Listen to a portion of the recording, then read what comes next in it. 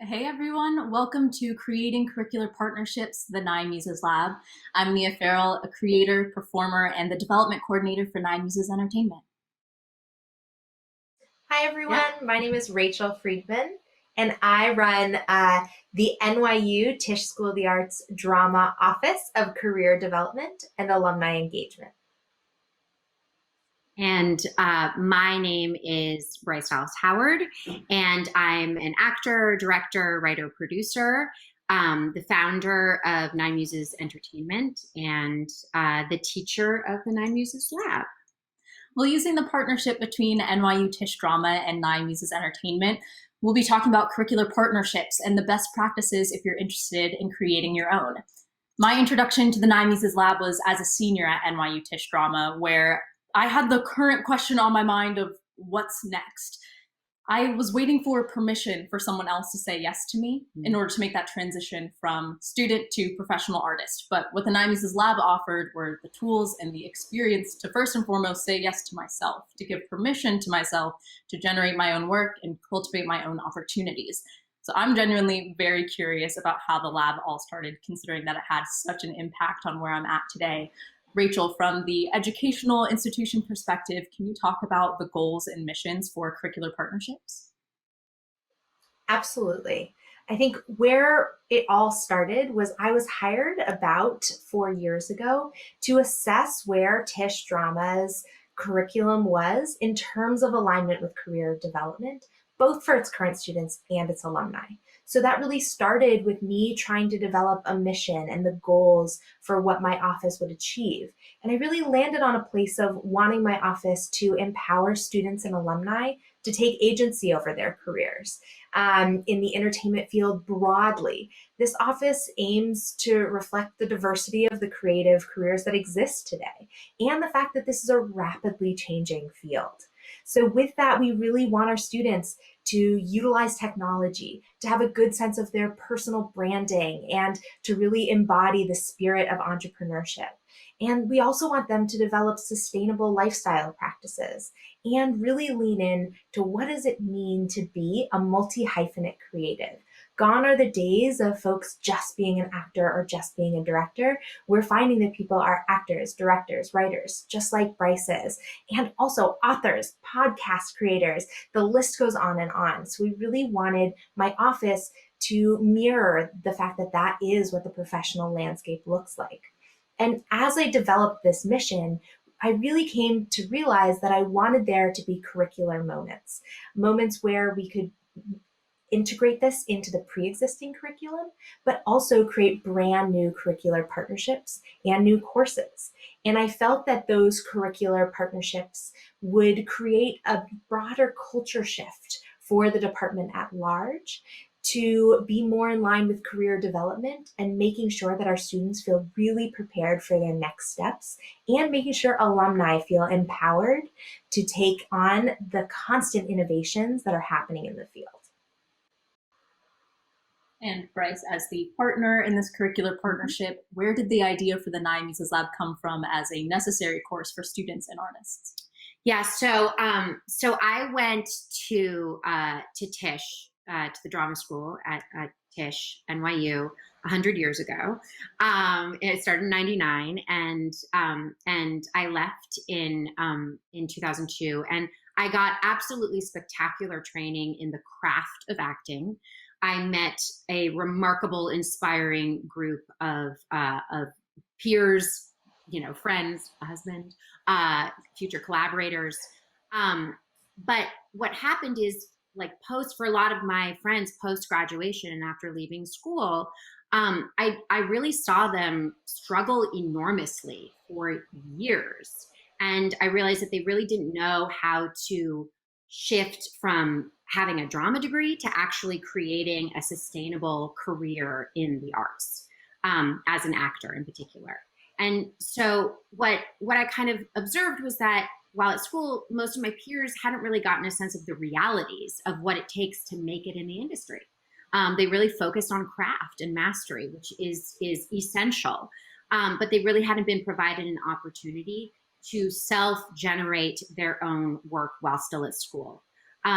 Students were rarely exposed to professional projects outside of an educational institution, weren't necessarily exposed to what was normal in terms of development and the various stages of development with a project, so that they could see what was normal and typical.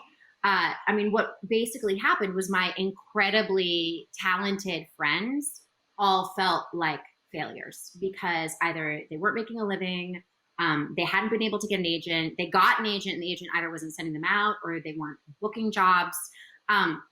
They just felt like because they hadn't been discovered and they hadn't been hired for a job that somehow they weren't right for this industry. And the problem, like to kind of drill it down to one essential problem, is that they were waiting for someone else to hire them because they genuinely believed that was the way to have a career as an actor. Being raised in a family, I'm a third generation actor. My grandparents were actors, my dad, but my uncle was an actor as well. But all the while, they were all multi-hyphenates. Actor, director, writer, actor, director, producer, everyone in my family. And so it was part of my belief system, really, really, really young, that the most powerful path toward building a sustainable career as a professional actor and a storyteller is to be a multi-hyphenate artist who creates their own work for themselves and for their peers. And most students, honestly, they didn't learn this until long after graduation, if ever. And perhaps the most critical component of a drama degree is missing. How do you build a career? How do you make it? These are questions that we're constantly obsessing over when we're in school. So what happened was in 2007, I moved back to New York from LA, and I went to the department chair of Tisch Drama, Ruben Polendo, who is an old friend and mentor of mine, incredible, extraordinary individual. And I articulated my concerns to him, but I didn't necessarily know exactly what to do about it, or how I could, hopefully be helpful. All I knew was that I hoped to teach a class to students where they could create their own work, perhaps sometimes for the first time in their education and in their life, build a community of like-minded individuals, be exposed to professional projects, also that they could, ahead of graduation, learn how to build best practices in their own work, be provided with tools so that they could create a bridge for themselves for professional opportunities in the future as drama students. So I went to Ruben with all this, and Ruben was absolutely delighted because he had just brought Rachel Friedman, and he was like, okay, you just have to talk to Rachel. And that is how this journey started. You often talk about it as the class you wish you had before graduation. Yeah. So I just want to personally say thank you for giving this class before I graduated. We love building bridges and curricular gaps. In the process of transforming this idea into a course, what are the core tenets of a curricular partnership for folks who might be interested in creating one, Rachel? Yeah, I think that it really starts with identifying the right partner.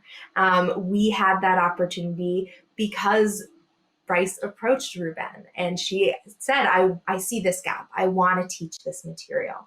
And so we had that opportunity, which was so fortunate for our first lab. But I think the first step is identifying the right individual or organization.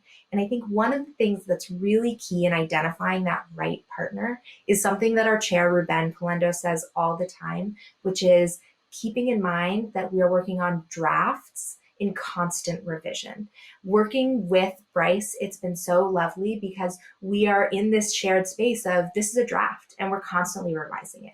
Every semester is a constant revision. And I think for a successful curricular partnership that can last for years and years, it's really key to work with someone who has that in mind, that they're like, yes, we're trying to make it the best that it can possibly be.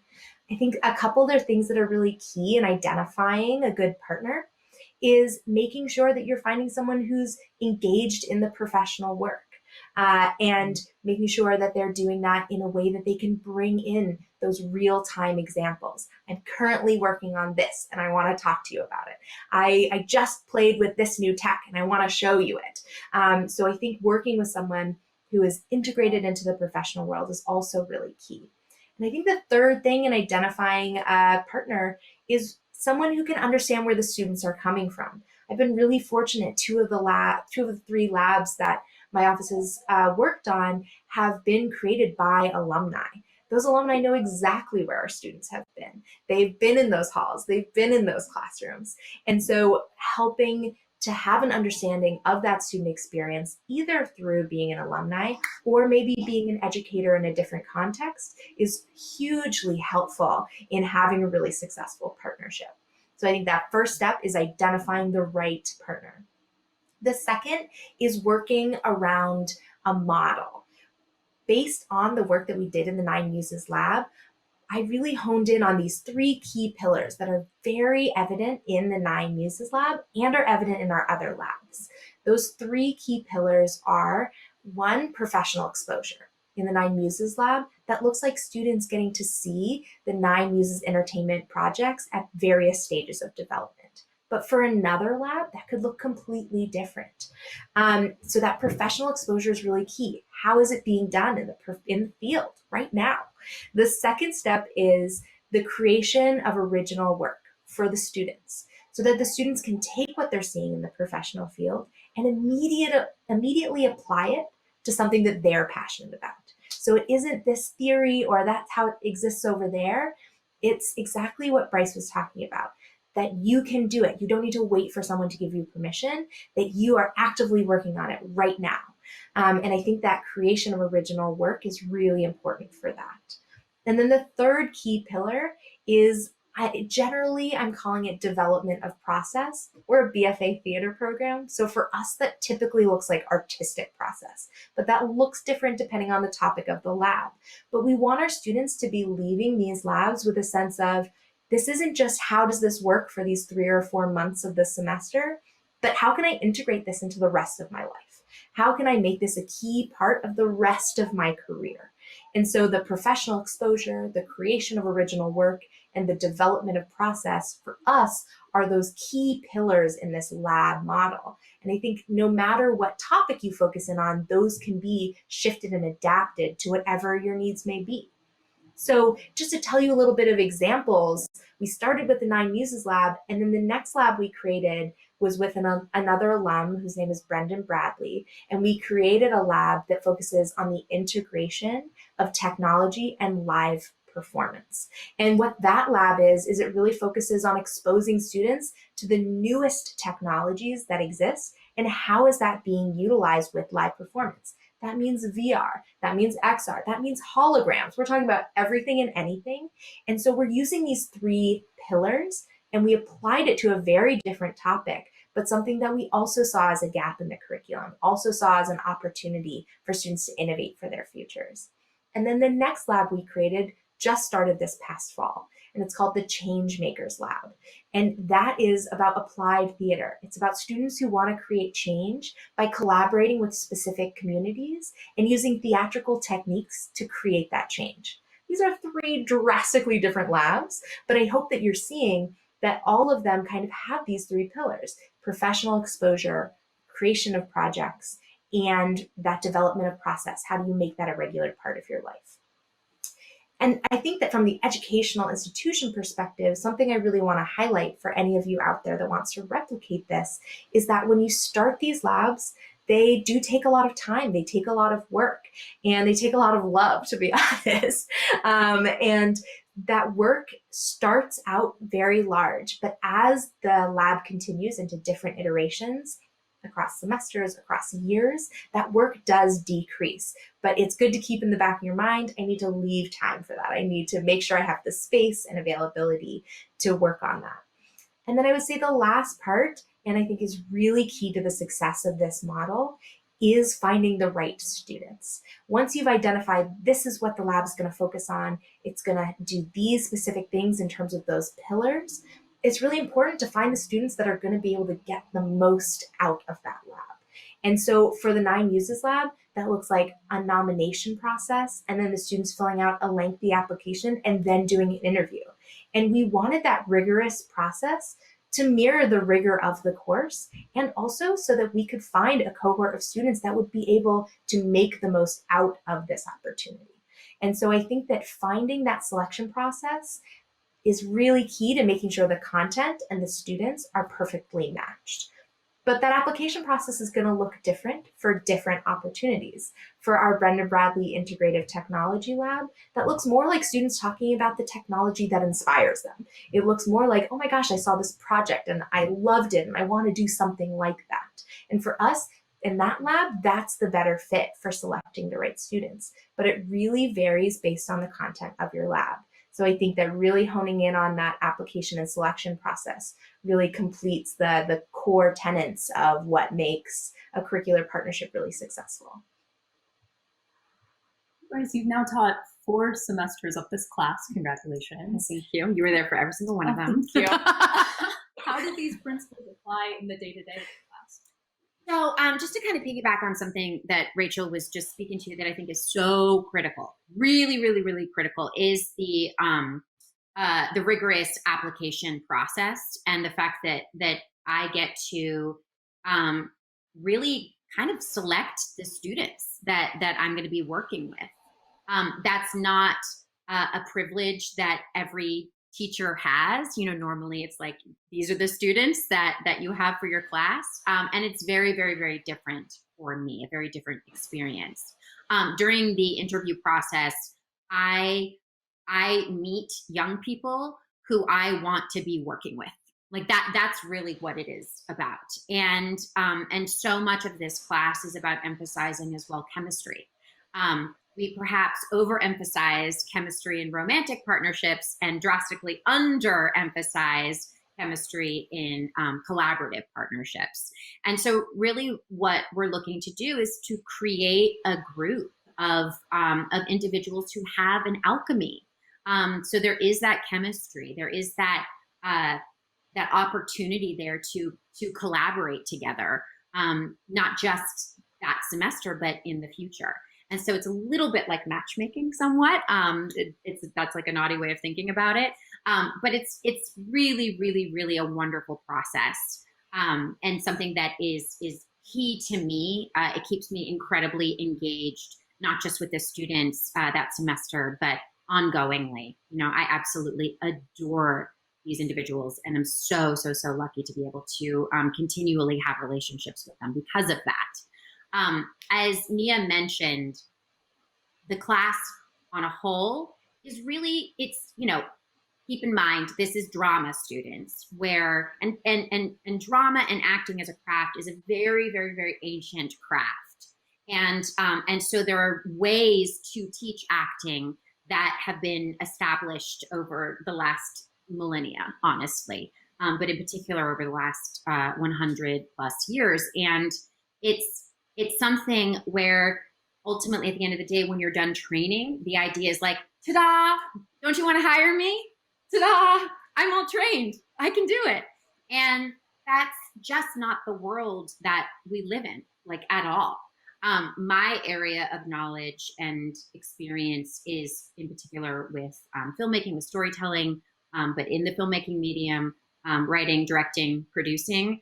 And so what we ultimately landed on was creating a lab that had a focus on filmmaking and exposing students to that process as a whole. Many of the students we work with, they're attracted to this class because they are multi-hyphenates. They don't just think of themselves as only actors. And there's a variety of multi-hyphenates that they all have. But the focus in particular with this course is creating essentially your own short film. So what that actually looks like is modeling the real world process of developing a film. So it's going from learning development practices, development terminology. We read Save the Cat. They understand the hero's journey. So they can become like very fancy, like development executives. Feedback is a huge part of, like Rachel said, just developing the course, but also within the course. Folks aren't really taught how to give feedback and how to receive and implement feedback. And that's a tremendous focus in this class. So there's the development process, like I've mentioned. There's a pre-production process, the production, post-production.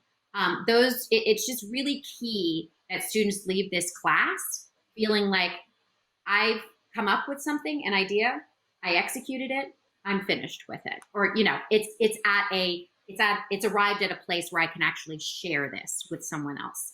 It is key that they leave with something in their pocket that is exclusively theirs. The benefit as well of having an experience where students are thrown into the process is also really key. Being able to be resilient in that regard, being able to tolerate the sort of like how on the spot you feel when you're creating something and you're collaborating with others. Those are good feelings for students to experience prior to graduation. Post-graduation, it's really, really, really, really scary. And there's a really significant learning curve. In the class, each student really hones in and explores their own multi-hyphenates, especially if it's outside of writing, producing, directing, and acting. It's something that we talk about a lot. It's essential to me that students are aware and involved with their peers' projects. We kind of landed on it after several semesters, and I should just take a moment to say, so Nia was in the first pilot semester of this course, then came back as a TA. And then immediately upon graduating, I was like, can we please work together? And so Nia has, we obviously work on the production side of, Nine Muses, but Nia is absolutely key in the execution of this course and, works very, very, very closely with all the students. And so I'm incredibly, incredibly fortunate for that. So in doing all of this, we hope that this program can serve as a bridge between conservatory training and the professional world. And I want to say I'm not encouraging the students to not act, but I am encouraging them to take on a variety of new roles that they perhaps never have even thought that they wanted to try. I think that the sort of like the secret weapon of the course is the amount of time that students get to work with one another. I would like to think that I'm a helpful resource. I know that Nia is an extraordinary resource and example for students, but in particular, it is about their peer group over the years that is going to make a difference to them and their careers, whether or not they're actually making a living at their work. So it's not just about the individuals in the Nine Muses Lab growing. It really is about the community growing together. We do many things in order to encourage this. We have recent alum buddy up with students and act as mentors. We're about to launch a program that is specifically focused on recent grads. So this like bonding is essential and amazing and really important for students because it's a wild world out there for absolutely everyone, but particularly for actors. We are not yet trained for the professional landscape that exists. And this training is part of it. Well, what I will say is even though the making a film takes up a large portion of the class, what I personally treasured as a student were the moments of professional and personal artistic development. There's the making a short film, but there's also the mastery, the personal growth component, the continued refinement of tastes and skills as a multi-hyphenate. And what that looks like ranges from free writes to personal assessments to reading great books like The Artist's Way by Julia Cameron, Big Magic by Elizabeth Gilbert. And in class, we'll also invite guests who are currently working in the industry for a Q&A. We'll ask them about their specific artistic path, but also practical questions that pertain to where we as emerging artists are at right now. And all of these guests consider themselves multi-hyphenates as well, which I found to be extremely helpful to hear how they carve their own path in the field. I think what made this class such a game changer for me is the combination of exactly what you and Rachel were talking about, which is creating my own work, being exposed to professional projects, and developing my own personal artistic practice. What I know of my own journey and what I've seen in many of my peers is that this course has altered the trajectory of what we're doing after graduation. Whether folks become writers and directors and producers in addition to actors, what we've ultimately become are better collaborators who can contribute in many different settings. And that's really all to say that this is the bridge to a sustainable career, having the confidence, the agency, and the skill sets to say yes to ourselves and generate our own work for ourselves and our peers. Taking responsibility of the what's next applies not only to artists, but to anyone in any subject. So what I'll say lastly is that I have the joy and privilege of working at Nine Muses Entertainment. Thank you. And I'm excited, very much excited to dream about the next 10 years of what the Nine Muses Lab looks like. For me, I think I would consider like refining the resources and the lessons we're offering that truly empower students. I hope we also continue to evolve with the industry. And so Bryce, as the Nine Muses Lab continues, how would you like the class to develop? Yeah, so for me, it's really, and I mean, this is the case for really all teachers, but it's important since I haven't been like professionally educated as her, to keep in mind that this is really about serving the students and serving the students in real time over the next 10 years. Now, the reason why I say 10 years, that's not because like no one has said that to me. I just keep saying that because I love it, but I've been teaching for a few years now and I keep saying 10 years. So it'll hopefully be more than that. But it is really about semester to semester honing in on what do these students need, what do they deserve, and what is it going to take for them to succeed as emerging artists in the current entertainment landscape.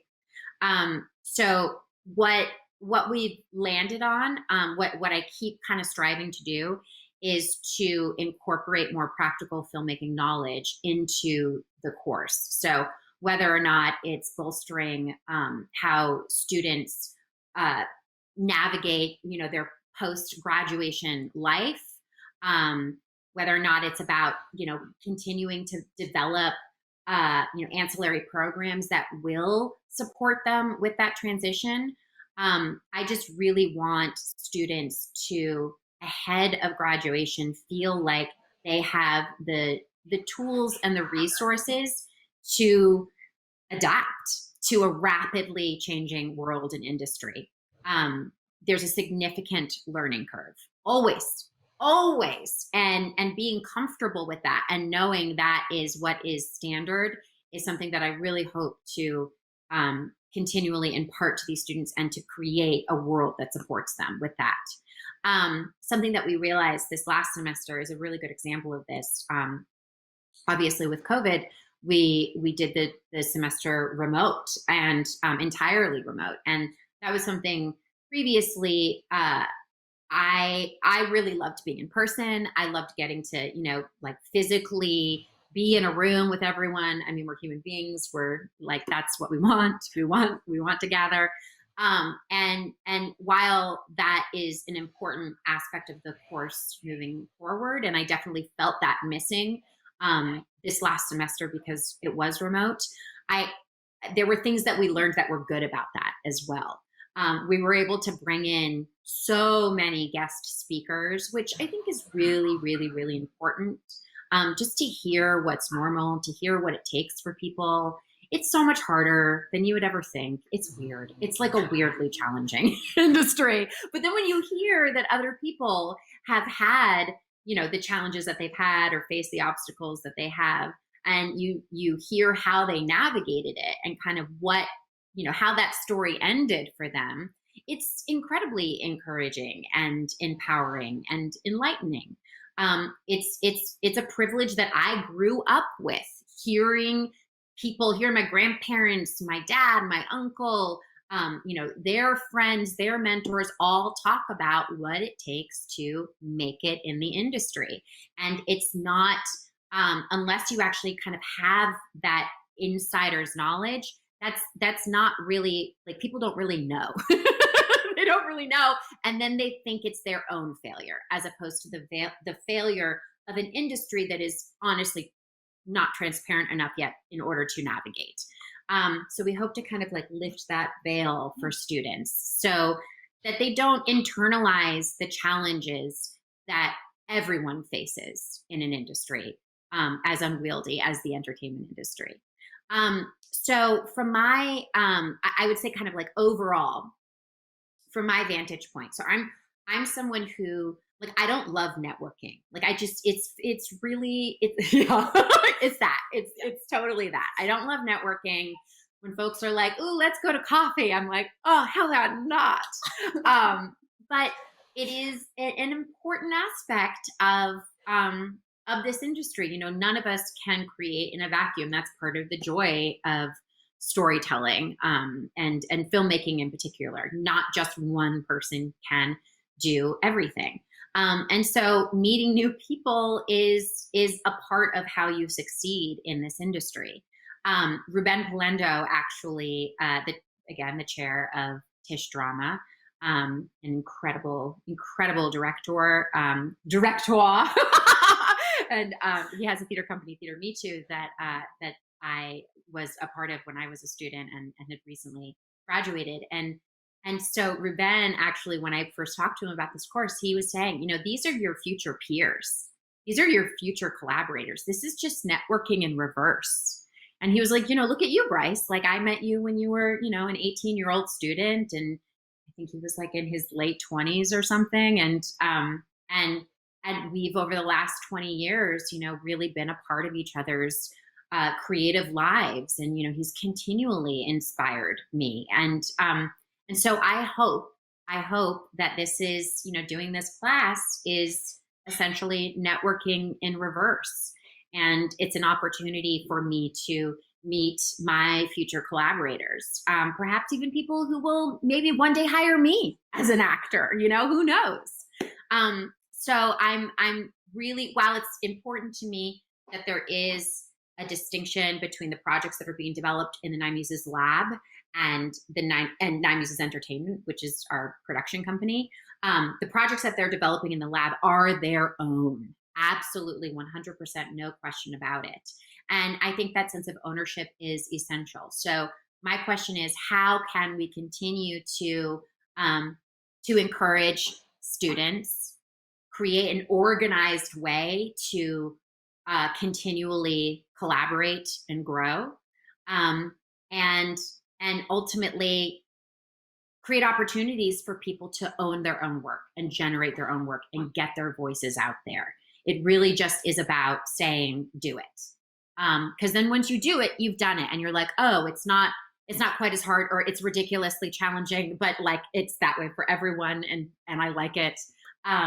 It's a really, really wonderful experience as a teacher, and I'm sure you've experienced this now too because of your role in the lab, like seeing students find their way and find their voices and realize, like, it clicks for them, like, oh, this is less mysterious than I thought. Yeah.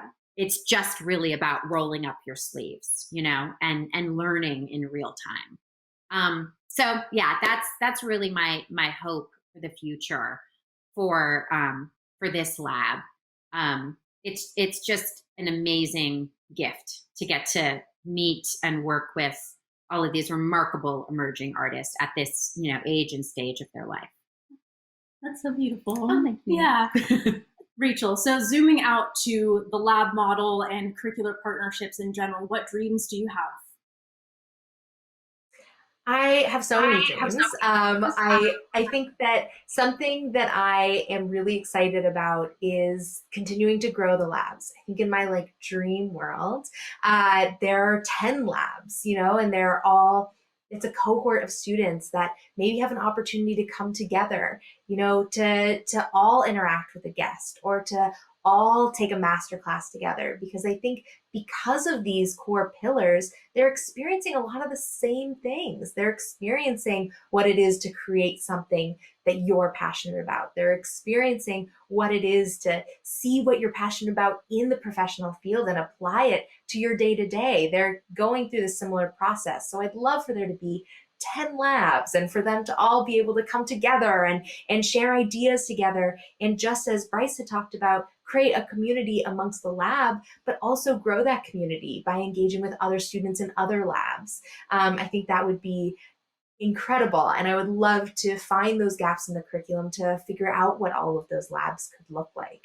And then I think that something that's really key about this structure is that as Bryce has done so beautifully with the Nine Muses Lab, it's about continuing to engage the alumni that have come from it. They've developed this community. They've become a community of creative collaborators. So it's about how can my office provide resources for that community? How can I continually engage those alumni back with current students, like I've done with Bryce, like I've done with some of the other labs? And that could be them coming in to talk to current students 2 years after they've graduated, or maybe 10 years later coming back and teaching a lab. I think that I'm just excited about the possibilities that come from having these alumni who are learning this kind of unique curricular model. So I'm really excited about that alumni opportunity. Something else is that, as I mentioned earlier, as we create more and more labs, I think there becomes opportunity when we start new labs to say, here are 8 different models. What's interesting to you? What could keep you creatively inspired? And so I think that part of this is it's a partnering of the partner and the students, and making sure that there are lots of different ways to be able to do that, lots of different ways to make sure students feel really successful in that model. And so I think that that also helps with the scaling of it, that it feels a little like a smaller lift every time we make a new lab, because we've done it different ways. We know the language, the systems have been created in a lot of different ways. And so it creates just a little bit easier and more sustainable of a growth plan for continuing to add more and more labs. I'd say something else is that this is one model of curricular partnership. And I think that what I love about this model, as Nia talked about earlier, that the Nine Muses Lab is a very small group of students. Most of the labs are. And so the opportunity to grow the labs is an opportunity to reach more and more students in our department. But this is one specific model. And I think that something about the rapidly changing entertainment industry is that there are new innovations every day, it feels like. And so with that comes new opportunities for labs, but also new ways to create curricular partnerships, new ways to create courses that really tie in to that culture shift that I'm dreaming of for the department broadly, to make sure every student graduates feeling like, I know that I am a multi-hyphenate creative. I know that I can innovate. I know that I can create my own work. I know that these are the collaborators that I really click with. These are the voices that I want to raise up. And so I want to look for new ways to create new courses and work with pre-existing curriculum to make sure that those core pillars are spread out throughout the entire department. Our department's very large. We have 1,600 students. And so to be able to do that in a long-term sustainable way, making sure every student has equal access to that kind of exciting information, that access to the professional world, is really important to me. And so making sure that we're continuing to grow curriculum, continuing for my office to build events and initiatives as well. But really, I think this curricular partnership piece is hugely key in making sure that it's so deeply embedded into everything that our department does. That would be a huge dream of mine, that every Tisch drama student is like, I'm an actor, sure, but I'm a multi-hyphenate creative. And that I have a really good sense of what, for me, making it looks like, for me, what mastery looks like, and that I'm thrilled and excited to create my own work and to be a part of someone else's, and to do a global collaboration, and. That list goes on. And I think that's what's so exciting about future possible curricular collaboration. So I'm just excited to see the possibilities that could come in the future. Something, if I could just like interject for a moment, I just want to also, again, piggyback on. For actors in particular, the thing that I've observed for myself, that I've observed with others, that can often be sort of like the biggest step back, is a lack of confidence. And my brother said something once that I was like, oh man, this is such a strong organizing principle, and I really try to apply it to the syllabus in the class. And basically, so he's a golfer. and golf in particular is, a very challenging sport, very unpredictable. And I was once kind of feeling a little down about something, and someone was saying, Bryce, you just need to have confidence. You just need to have confidence. And my brother interjected and he said, confidence is earned. Like feeling confident just because you feel confident, like that's actually delusional. Feeling confident because you've done something, because you have knowledge about something, because you've practiced something in the past, that's earned confidence. That's real confidence. And with conservatory programs, it allows students to gain confidence in their abilities, confidence in their craft, but hardly any confidence in actually being able to build a career. And that is the tragic, dark secret that most acting students feel upon graduation. Like, wouldn't you say? Like, it's like, I have confidence in my abilities, but I have no sense of how to actually execute those abilities. Janixa Bravo, a brilliant actor, writer, director, producer.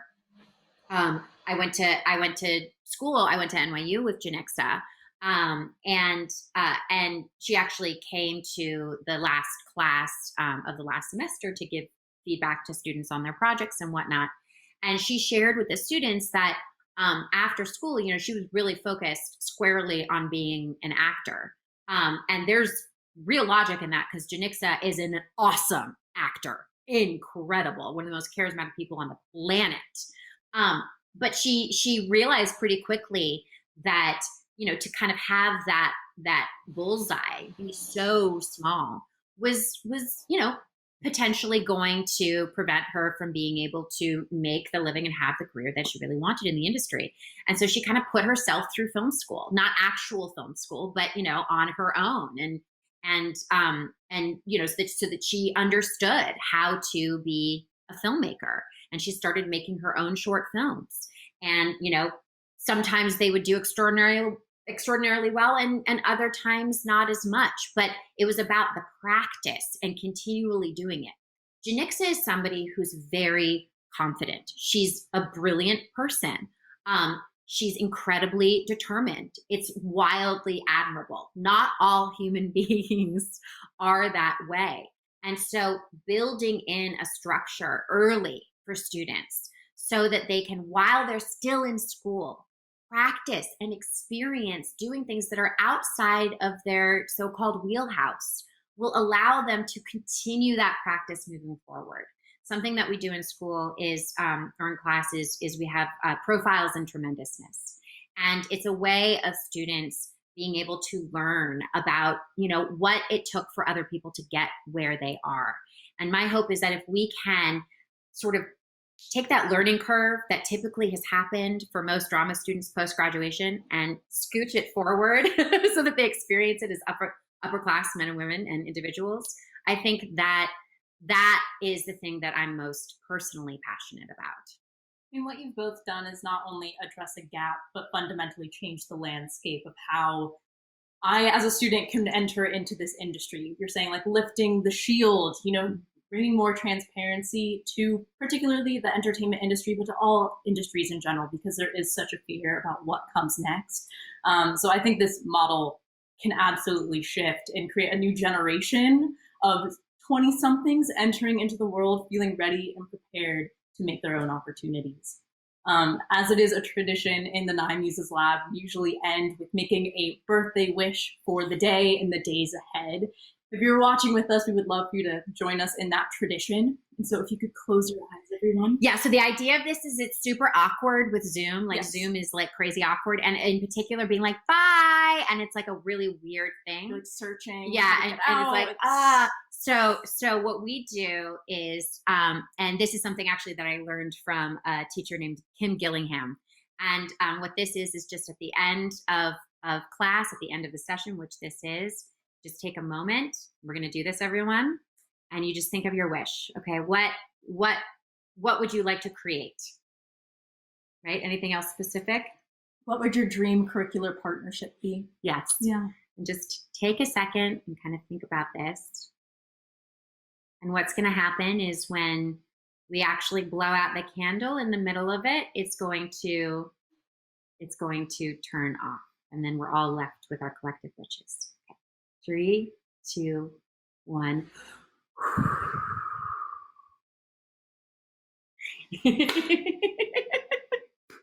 Well done, everyone. Thank you so much. Thank you for joining us.